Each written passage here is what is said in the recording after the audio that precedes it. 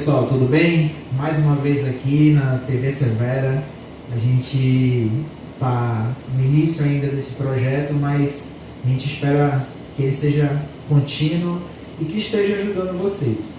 Hoje a gente vai fazer algo um pouquinho diferente. A gente vai falar sobre os cursos superiores. A gente vai começar a falar sobre cada curso, a gente vai começar a entrevistar as pessoas que são formadas no curso ou que são estudantes, que têm alguma vivência do curso.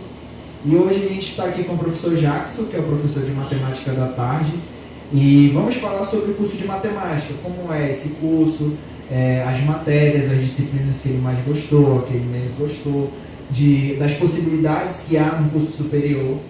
E a gente espera que seja de grande proveito de vocês, principalmente aos que estão em dúvida de que curso escolher na faculdade, porque o que a gente percebe é que muitos alunos não ainda decidiram sobre que caminho seguir.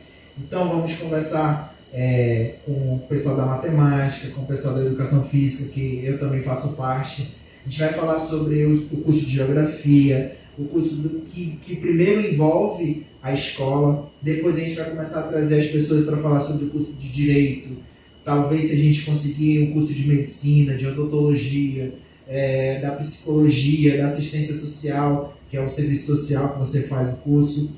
Então, sempre criando esse conhecimento em vocês, para vocês decidirem o curso que vocês querem seguir futuramente. Seja através do PSC, seja através do Enem, seja através do CIS, do vestibular ou de uma universidade particular. Nosso intuito aqui, nosso objetivo é principalmente de dar a vocês um norte de que caminho vocês devem seguir. A gente também vai estar falando sobre empreendedorismo, sobre questões de inovações das profissões, que também não tem curso superior. A gente vai tentar trazer pessoas que são vendedores, por exemplo, para ver o que a pessoa fez para se tornar um vendedor. E aí vocês vão sendo cada vez mais ficando enriquecidos desse conhecimento. Então, professor Jackson, se apresente aí para o pessoal, para os alunos do Severiano. Fale um pouco sobre você, seu nome, né, a idade, da onde você onde você nasceu, o que você se você está gostando aqui do Severiano e tudo mais. Então, olá pessoal, como o Caleb já disse, eu sou o professor Jackson, professor de matemática aqui da escola Severiano Nunes, e eu sou de Parintins, uma cidade do interior aqui do Amazonas.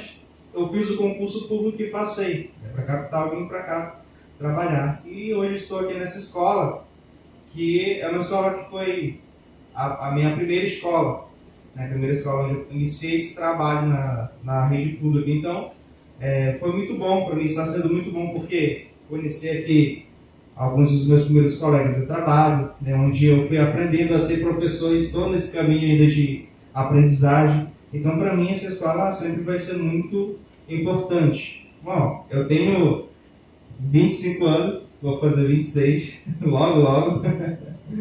Quando é o seu aniversário? Amanhã. Amanhã? Olha aí, ó. Parabéns. Para quem não sabe, hoje é dia 20 de agosto e a gente grava sempre antes para depois lançar no canal. E o aniversário do professor no dia 21 de agosto, que é um sábado, que vai ser no sábado, e que pena, né, que não tem aula, os alunos não vão poder dar presente pro professor e tudo mais. Mas é assim mesmo, tá ficando um pouquinho mais velho aí, um pouco mais experiente. E assim, você fez matemática, né? Mas a pergunta que eu tenho para te fazer esse curso é um curso diferente dos outros, né? Você vê que na escola a gente tem, querendo ou não, os alunos têm uma certa repulsa porque tem uma dificuldade ali, eu não gosto muito da matemática, então não quero me envolver. E você, no caso, professor Jackson, já tinha esse intuito de fazer a matemática desde a época da escola ou não? Quem foi que te apresentou a matemática? O que fez que tu gostasse, que tu fosse por esse caminho?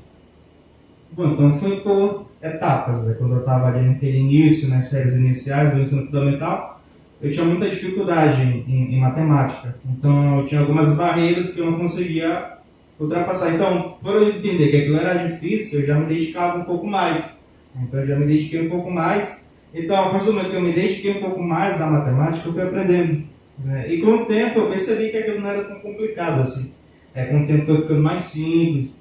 Então eu fui entendendo melhor. Então, a partir do momento que eu fui para a segunda etapa do ensino fundamental, foi quando eu já estava mais afim, né? Assim, com a matemática, já estava mais envolvido, então já era um pouco mais simples. A professora já falava, já conseguia entender, então não demorava mais tanto, né, para entender aquele conteúdo. Então foi como isso, foi por etapas. No início era um pouco complicado, mas foi como uma pessoa me disse, né, um dia: matemática é como aquela menina ou aquele menino que você conhece, mas de início você não gosta muito, né? Você olha ali, não é legal aquela pessoa, mas a partir do momento que você convive, que você conversa, aí você vai conhecendo mais aquela pessoa, você vai entendendo mais. A matemática é desse jeito também. Então a questão da matemática, para você entender, é você se envolver mais com ela.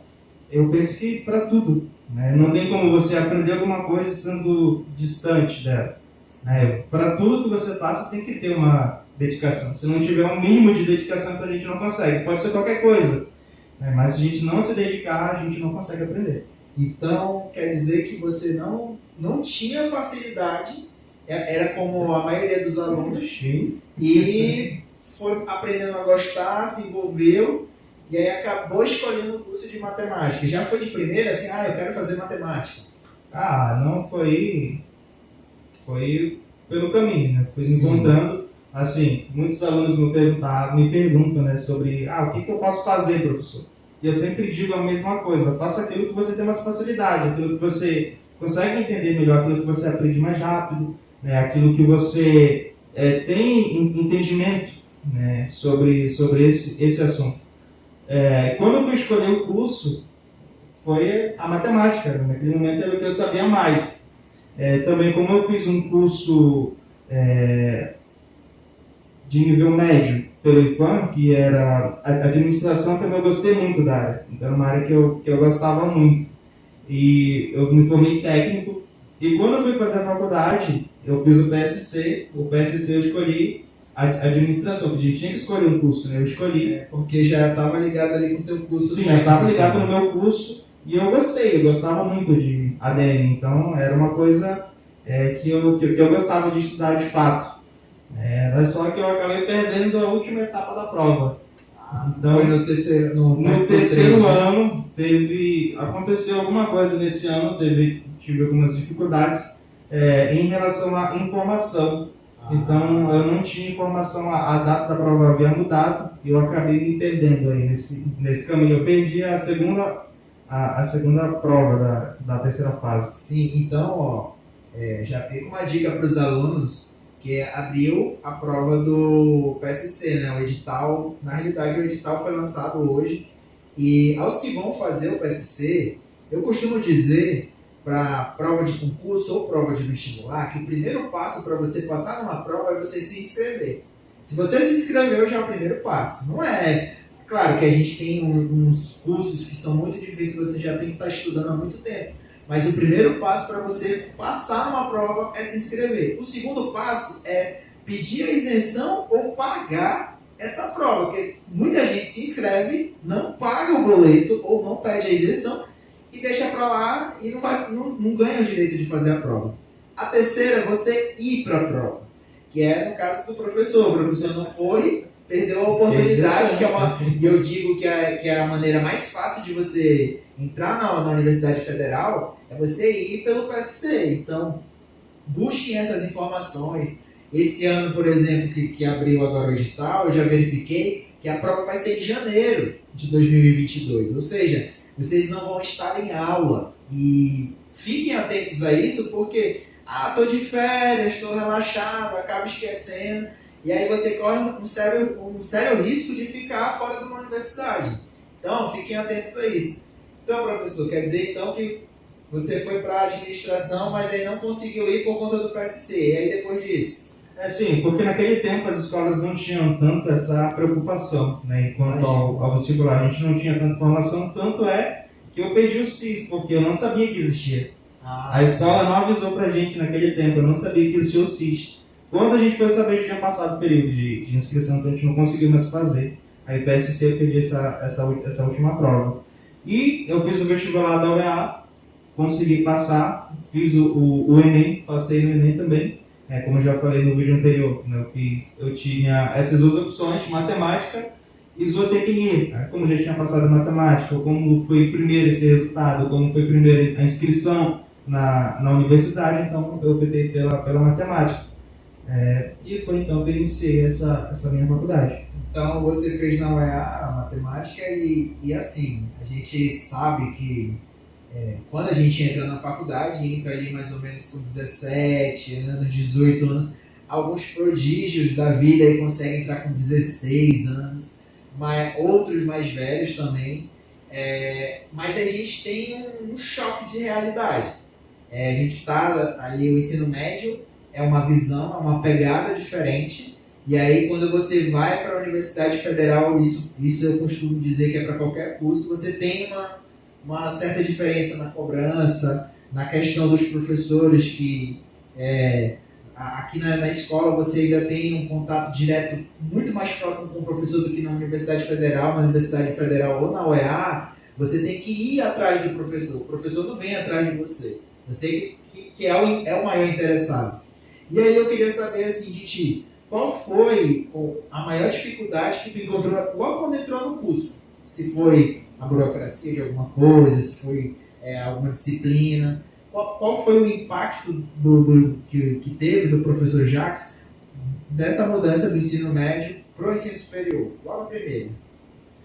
Bom, a principal dificuldade foi em relação a alguns tipos de trabalhos, porque normalmente a gente faz um trabalho, escreve em cima trabalho, e a gente entrega isso. Quando a gente chega na universidade, não. A gente faz trabalhos um pouco mais desenvolvidos, onde tem que ter toda uma estrutura, né? Questão de capa, contracapa, tem que ter uma formatação do texto. No ensino médio, no terceiro ano, a gente trabalhou enquanto a isso, né? A gente já sabia fazer a formatação de um trabalho científico, já sabia como escrever direitinho. Mas são vários tipos de trabalhos, né? São vários tipos de documentos, e alguns eu não sabia ainda. Então eu tive essa dificuldade logo de início, porque eu estava acostumado a entregar trabalho de um jeito, né? E do nada o professor pega e me pede um portfólio. Um portfólio eu não sabia na época como que fazia um portfólio. Não na estrutura de uma universidade, né? Que já é um pouco mais... a cobrança é um pouco maior, né? Porque ali você tem que entender que você está, além de absorvendo conhecimento, mas também você está criando, né? Você está criando. A partir do momento que você faz um trabalho científico, é um trabalho científico. Não é um trabalhinho que você faz no ensino médio, que você entrega, que o professor dá nota, não. É um trabalho que envolve um estudo, que envolve referências. Então, dependendo do trabalho que você escreva, pode ser um trabalho que sirva para outras pessoas também. E sobre essa questão das referências, na escola, a gente não cobra tanto essa questão das referências. E aí o que acontece? Você pegou ali uma frase ali, Ctrl+C, Ctrl+V lá na internet. Botou no seu trabalho, aqui na escola não vai dar problema nenhum. Na universidade, dependendo do professor, você pode ser acusado de plágio. Se você não citar a pessoa o site que você pegou, a hora que você pegou lá no site, a pessoa que escreveu, é plágio. E plágio no Brasil é crime. Ou seja, não é errado porque eu usei a palavra de outro professor. Não, é errado porque você plagiou. É um crime. É um crime. Você não pode pegar algo de uma outra pessoa que já fez e dizer que essa coisa é sua. Então, tomem cuidado, principalmente o pessoal do terceiro ano aí que está já a caminho da universidade, quando vocês chegarem lá, tomem cuidado em relação a isso. E professor Jacques, em relação ao curso em si, são 4 anos, né, de formação. E nesses 4 anos vocês estudam geralmente o quê? Quais aquilo que vocês... Porque na educação física a gente estuda os esportes, sim, mas é basicamente para a gente ensinar o esporte para o aluno. Como que a gente vai ensinar? Muita gente tem esse pensamento de que eu vou para a educação física porque eu vou jogar muito futebol lá na educação física, e foi a coisa que eu menos fiz em relação ao curso. Então, é algo para a gente ensinar o aluno. Como é que você ensina o futebol? Como é que você ensina o futsal? E assim vai indo para todos os outros esportes. Então, para vocês da matemática, como é que é o curso de matemática? Inicialmente, a gente tem uma disciplina que se chama matemática elementar. Basicamente, a gente pega aquele conteúdo ali do ensino médio, né, e vai revisando tudo, basicamente tudo, praticamente tudo ali. Essa é a parte inicial. E nesse início muita gente já fica. Né? Tanto é que a minha turma iniciou com mais de 40 pessoas, mais de 40 alunos, e terminou com apenas 11. Nossa, um nível de recuperação e de desistência bem grande. Tem esse detalhe, que você chega e logo de início tem matemática elementar. Você está acostumado a estudar uma soma, depois outra, a gente vai numa sequência, né, muito grande de vários conteúdos, e a forma como esse conteúdo é cobrado é diferente. Né? A gente estuda, por exemplo, logaritmo, mas a forma como ela é empregada ali na questão do exercício, na questão do problema é diferente. Né? O nível é um pouquinho mais assim. Então a gente inicia assim, né? De início é matemática elementar, depois vai vindo uma sequência de outros conteúdos. No segundo período da faculdade entra na disciplina de cálculo, que é cálculo 1. O cálculo 1 já vai iniciar um outro tipo de operação matemática. A gente estuda soma, subtração, divisão e multiplicação. Depois disso a gente passa para radiciação, potenciação, depois exponenciais. E mais um pouco para frente a gente já vai entrar no conteúdo de derivadas e integrais, que são cálculos matemáticos mais avançados. Então são esses cálculos que a gente aprende na faculdade. E daí para frente é uma subida. Você vai ou subir ou descer, né? Tem aluno que a gente sabe que dentro de uma faculdade o cara reprovou numa e às vezes uma disciplina puxa outras e aí você vai só se afundando. Sim, por exemplo, para você fazer o cálculo 2, você tem que passar em cálculo 1. Né? Isso é um pré-requisito que a gente chama na universidade. Se você não passa em cálculo 1, você não tem como fazer cálculo 2. E se você não faz o cálculo 2, não pode fazer o cálculo 3. E o cálculo 1, pela minha vivência da universidade, é a disciplina que o pessoal parece que dá uma parada ali. Porque é muita gente que para no cálculo 1, porque também não é só a matemática que tem cálculo 1, nós temos as engenharias aí, as áreas de exatas, né? As áreas de exatas, a maioria tem física também, tem física, quem faz física faz cálculo 1. E pra ti, assim, desses 4 anos que você passou lá na universidade, no teu curso, qual foi a disciplina que tu mais falou assim, cara, essa aqui é difícil, essa é complicada? Assim, porque a gente vai numa sequência, como se a gente fosse num caminho, né? Se você entrasse numa, como é que se chama? Numa academia. Sim. Você entra numa academia ou para malhar ou para praticar algum esporte. No início, né, você não sabe muita coisa, mas a partir do momento que você vai passando, você vai ficando mais forte. Os exercícios que você faz, você já deixa de fazer, vai fazendo outros. Então, é claro que lá pro final da faculdade, as disciplinas vão ser mais difíceis, mas só que no caminho você se fortaleceu, no caminho você já aprendeu muita coisa. A matéria que seria, a disciplina que seria mais difícil, assim, na matemática, seria análise.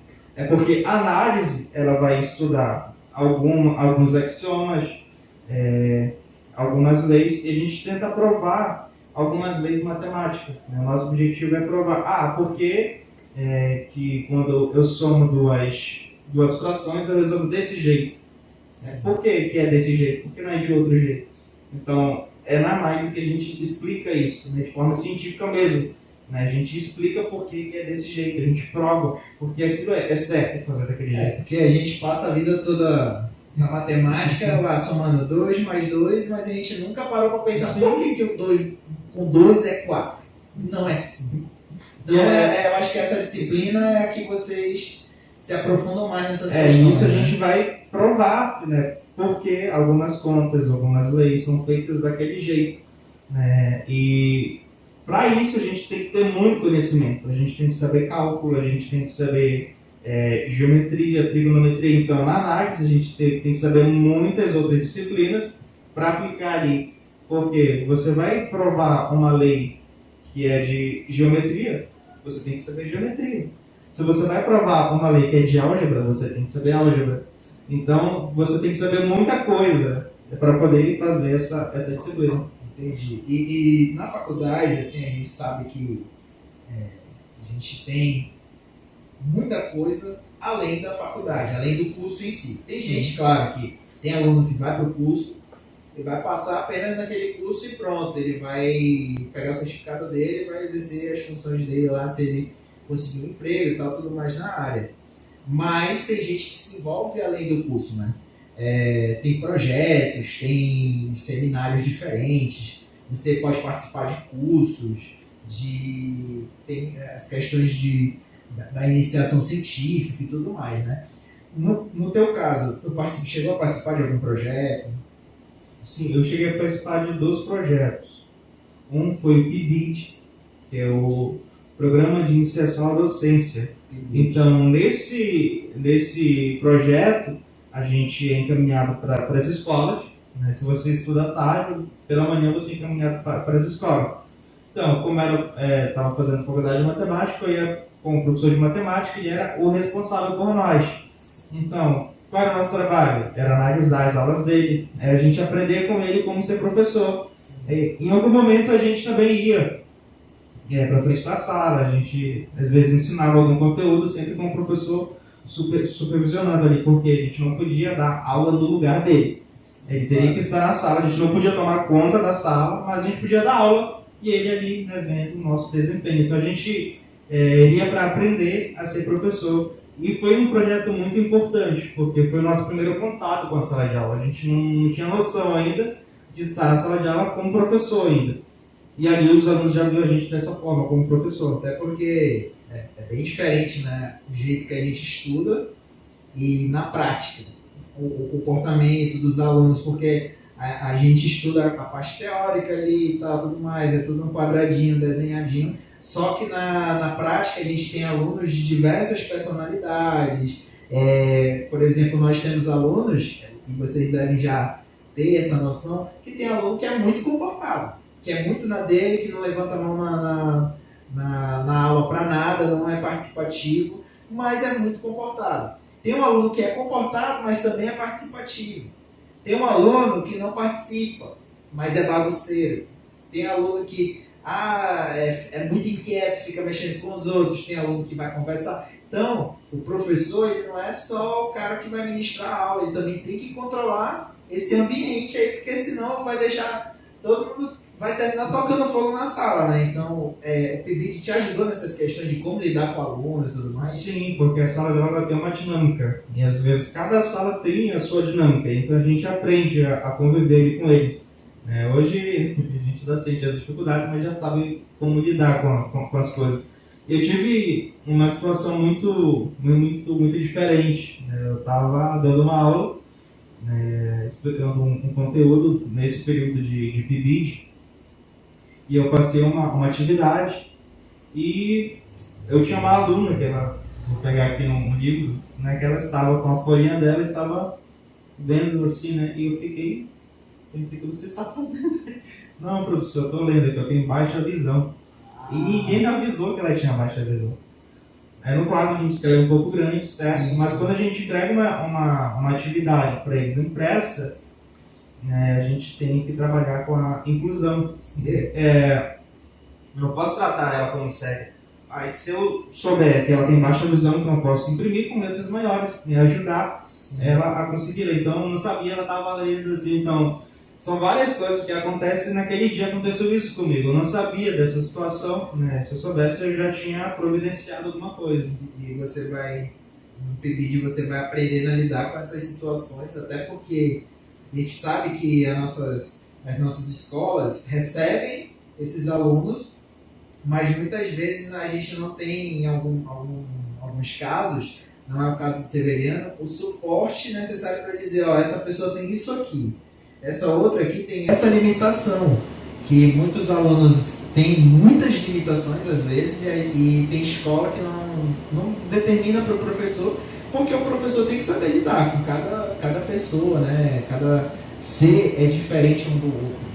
E no meu caso, por exemplo, eu não tinha colegas quando eu estudava que tinham, por exemplo, o espectro do autismo, não tinha colegas que tinham baixa visão, né? Então, para mim, eu vivia naquele mundo e o mundo era aquele, não tinha nada de diferente, não tinha nada além daquilo, né? Para mim, era daquele jeito. Mas quando eu comecei a fazer o PIBID, eu fui vendo algumas coisas, né? Já vi gente que tinha autismo, né? E naquele período eu não sabia como lidar, né? Fui saber lidar depois que eu fui fazer uma especialização, fui pesquisar sobre o assunto, que eu fui estudar sobre o assunto. Então hoje eu tenho muitos alunos que têm autismo. E eu já consigo lidar com eles, né? Já sei como ensinar, já sei como conversar. Então é todo um processo. E o outro projeto que você participou, qual foi? O outro projeto foi o PIBIC, né? Que é um programa de iniciação científica. Nesse projeto, primeiro eu trabalhei como voluntário, né? Não tinha, como eu já fazia parte do PIBID, eu não podia fazer dois projetos que sejam bolsistas. Então eu fiz como voluntário, mas trabalhava da mesma forma, porque eu queria ganhar as horas, que a gente precisa das horas complementares, que no caso da matemática são 300 que a gente precisa. E esse projeto era sobre as Olimpíadas de Matemática. Eu fazia o seguinte, eu pesquisava várias questões, né, de várias outras provas de matemática, de Olimpíadas até internacionais, né, pegava algumas questões e montava umas listas de questões que a gente enviava para as escolas, que era o treinamento, né, dos alunos que a gente enviava. Então, eles, a partir dessa lista que eu montava, eles estudavam para se preparar para fazer a prova. E o professor que coordenava a gente era quem montava as provas. A gente não tinha acesso para não vazar, para não ter nenhum tipo de problema, então ele, né, fazia essa parte. E eu fazia isso, eu montava essa lista, mandava para as escolas, os professores vinham das escolas e os estudantes de matemática, junto com os professores, né, a gente debatia sobre as questões, a gente resolvia as questões. Alguns professores faziam de um jeito, outros de outro, às vezes tinha algumas questões que davam resultados diferentes, e a gente debatia por que dava daquele jeito e qual era o jeito correto de a gente fazer as questões. Então, era um grupo que a gente fazia, né, na própria UEA, para a gente debater sobre a matemática, ensinar. O intuito é para a gente ensinar os alunos depois. Isso é bem interessante, porque funcionava mais como se fosse um simulado, né? Para os alunos já para se preparar para a Olimpíada de Matemática. A gente viveu a Olimpíada de Matemática recentemente. Alguns dos alunos que estavam vindo fizeram a prova e tudo mais. E a gente vê que logo no início tem muito aluno que não leva a sério.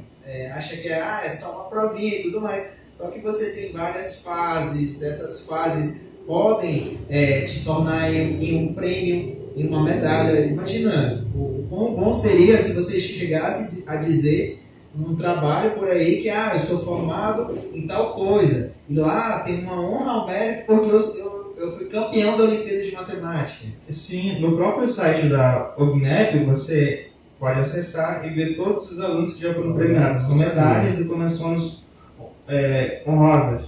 Então, tem os medalhistas de ouro, de prata, bronze e menções honrosas.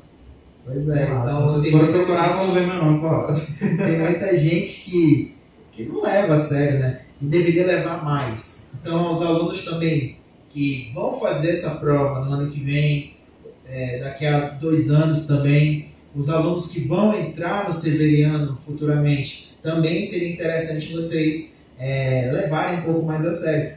Até porque, professor, a gente tem uma ideia que a gente sempre pensa assim, alguns alunos, né, no ensino médio, pensam, para que eu vou estudar matemática? Para que eu vou usar isso daqui na minha vida, tudo mais? E uma coisa que eu percebi, né, que quando eu fui para a educação física, eu achava que não teria matemática nenhuma dentro do curso. E, claro, a gente tem as medidas das quadras, as medidas da pista de atletismo, como a gente faz as medições do tempo, a velocidade média de um corredor, e assim vai. Só que também, praticamente todo curso, pelo menos os que eu pesquisei, tem a estatística, que é um braço ali da matemática, querendo ou não, a gente tem um braço bem grande, e todo curso tem. Então, se você pensa assim, vou fazer, sei lá, enfermagem para fugir da matemática, não vai fugir. A estatística vai estar aí atrás. Vai estar onde sempre... você estiver, eu vou estar lá com você. É aquele meme do Júlio, do Todo Mundo Odeia o Chris. Você achava que eu tava brincando? Eu vou, quando você estiver tomando banho, eu vou estar lá com você. Quando você estiver no seu trabalho, eu vou estar lá com você. Então, a matemática está envolvida em tudo. A gente, por exemplo, na enfermagem, voltando ao exemplo da enfermagem, a enfermeira, no caso, se eu for lá num médico, num hospital, a enfermeira tem que saber aplicar o tanto daquele remédio. É 5 ml. Ela tem que saber o que é 5 ml. Porque se ela não souber o que é o 5 ml, ela vai matar. Ou não vai fazer efeito o remédio em mim. Ela tem que calcular a partir do peso da pessoa. Sim, né? Então tem todo um cálculo envolvido aí. Se ela não souber fazer, ela vai errar, pode te dopar, pode te matar, ou o remédio pode não fazer efeito nenhum. Então a gente tem muito essa visão errada da matemática de dizer, onde é que eu vou usar isso na minha vida? Até se você realmente não for fazer um curso superior, eu quero, sei lá, ser vendedor. Você tem que saber somar, multiplicar, porcentagens. Tudo você tem que saber. Como vai dar um desconto pro seu cliente se não sabe porcentagem? Sem a matemática, por exemplo, vocês iriam lá no supermercado, compraria, sei lá, com R$20, compraria um refrigerante de R$5, a pessoa teria que te voltar o troco de 15, só que como tu não sabe matemática, a pessoa vai lá e te passa 10 e pra ti tá tudo bem. Você não sabe? Então a matemática está envolvida em tudo que tem na nossa vida, até nas questões dos prédios, por exemplo. A gente entra aqui na nossa escola, acredito que muitos nunca pararam para pensar em quando foi fundada a escola, em quando teve reforma e tudo mais, e o porquê esse prédio durou tantos anos e nada cai assim sobre nossas cabeças. O porquê que eu entro no shopping, e o shopping, por exemplo, o Amazonas Shopping, se eu não me engano, foi inaugurado em 1991, 90, eu acho que eu tinha acabado de nascer, eu não lembro bem se foi nessa data, mas tá ali, praticamente a mesma estrutura, desde quando eu era criança. Eu tenho 29 anos já, e há 29 anos, claro que eles fizeram reforma, manutenção, mas está lá. Toda vez que eu entro no shopping, eu entro com a minha cabeça de que esse prédio não vai cair a qualquer momento. Porque teve um engenheiro por trás que estudou a matemática. Então, a gente tem que ter essa percepção de que a matemática é importante para tudo na nossa vida. Muitas vezes os alunos não levam a sério, né, Lúcio? Sim, e basicamente quando eles perguntam, né, sobre qualquer coisa relacionada à matemática, para que eu vou usar isso? Principalmente na questão de problemas, né? A gente tem muitos problemas na matemática. Eu sempre digo a mesma coisa. A matemática, ela serve para a gente aprender a pensar. De que forma você vai resolver um problema na sua vida se você ainda não tem um pensamento lógico para isso? Né? A matemática ajuda a gente a fazer isso. A gente organizar as nossas ideias, né? A gente pensar de forma mais lógica, a gente consegue organizar até como a gente fala, a gente consegue falar um pouco mais de forma organizada. A gente vê muitas pessoas que falam, a gente se perde pelo meio do caminho. Por quê? A pessoa não tem uma lógica relacionada à sua fala. Então a matemática ajuda a gente a pensar, ajuda a gente a falar, ajuda a gente a escrever. Então ela basicamente está envolvida nisso, de forma simples. Né? A gente for pensar até nos filósofos de antes, eram matemáticos. Né? A forma de eles pensarem antigamente era uma forma muito direta, era uma forma muito simples. E por isso que são conhecidos até hoje. Hoje a gente tem vários filósofos por aí, mas não são tão conhecidos como os que eram de antigamente. A gente perdeu, digamos assim, essa leva, né, de filósofos que ficaram conhecidos e marcaram as histórias. A maioria vem de uma época antiga, da Grécia Antiga, Mas é assim mesmo. Então, a matemática, pessoal, vocês têm que ter consciência de que ela vai fazer parte literalmente de tudo na sua vida, no seu corpo, na maneira como você pensa, que o professor falou, na questão da lógica, porque a lógica está em tudo na nossa vida, a questão de você pensar mesmo, no modo geral. Então, professor, é isso que a gente acredito que a gente deu uma explanada sobre o assunto bem legal. Já é um início para você, aluno, que está pensando em fazer uma faculdade, já coloca aí na sua opção se você quer fazer uma matemática da vida, uma licenciatura em matemática, né, que é o curso. Tem bacharelado? Tem bacharelado. Quem faz licenciatura em qualquer área, né, visando ser professor. Bacharel em matemática, você vira matemático, de fato. Então, e aí ele trabalharia com o quê, o bacharelado? Bom, o bacharelado ele trabalha em instituições diferentes das instituições de ensino. Então, essas pessoas que trabalham, por exemplo, na Rede Globo, fazendo aquelas estatísticas, são matemáticas. Ah, sim, a questão das pesquisas eleitorais também, então é uma matemática que faz parte também, né? Não é só... O estatístico, ele tem uma formação, né? Sim, tem uma formação. Você se forma em matemática e a partir dali você pode fazer uma especialização, fazer um mestrado, então dali você vai direcionando a sua área. Entendi. É como qualquer outra área, você se forma, mas depois para você desenvolver em algo mais específico, você tem que direcionar, fazer uma especialização, mestrado, doutorado. Entendi. É que nem a educação física, nós da educação física nós temos várias opções, além da educação física escolar, a gente tem também, a gente pode direcionar para a área da psicomotricidade, que é cuidar dos movimentos iniciais de uma pessoa. Geralmente são as crianças, mas a gente vê que tem alguns adultos, alguns jovens que têm problemas com os movimentos iniciais. Então a gente vai trabalhar também a psicomotricidade no ensino médio às vezes. Não era para acontecer, mas às vezes vai acontecer. Temos também a questão dessa área da inclusão, da educação física adaptada, que a gente chama. Então, eu acredito que todo curso deve ser assim também, né? Cada curso tem seu direcionamento. Então, obrigado, professor Jackson, pela participação, por ter nos ajudado aí, a ajudar também os alunos, né? E é isso, obrigado. Boas aulas aí até o final desse 2021. Então, galera, é isso. Se você quiser saber um pouco mais sobre a matemática, o que envolve, se tiver alguma coisa que a gente não falou, você pode deixar nos comentários aí que a gente vai respondendo vocês, tudo bem?